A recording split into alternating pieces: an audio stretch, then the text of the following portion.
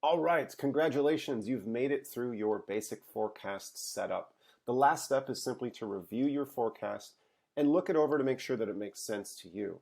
So what I mean by that is you would just kind of go through, look at your forecast, click into it, kind of look at your inventory timeline, your days until stock out, kind of look through the timeline, make sure everything looks good to you. And if you want to make any changes, you can review any of the settings that you've made so far. Now we do have some more advanced settings such as trend, additional growth, and even future seasonality, but we're going to go over those later. We just want to get the basic forecast set up so that we can start getting your orders and transfer recommendations in place. If any of these order or transfer recommendations don't look correct and you're questioning why is it telling you to order this amount or that amount, always review your calculation variables, your min-max numbers. By the way, you can also export your inventory timeline in an Excel spreadsheet, which is really helpful because this spreadsheet will actually show you a little bit more information. So here's my timeline on a spreadsheet, and you can see here that we've got the order recommendations here on the far left. We've got my warehouse inventory day by day, my take FBA action when I transfer FBA inventory, my FBA inventory numbers day by day, and you can see how it goes down as I'm making my daily velocity sales here.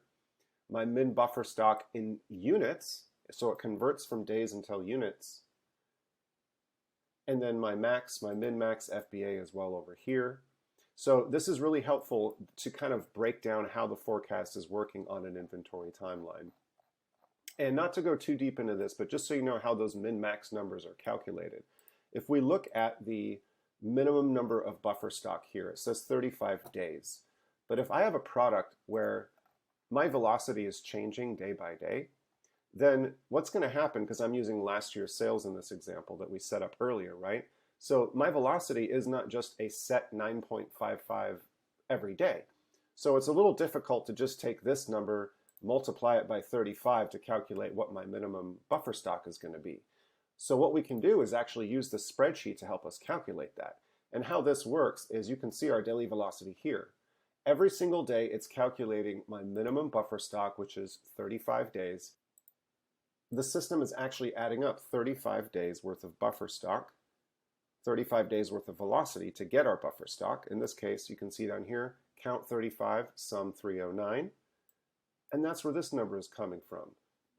And if you still have questions after doing your basic setup, feel free to always reach out to us. You can click down here and contact us using this button.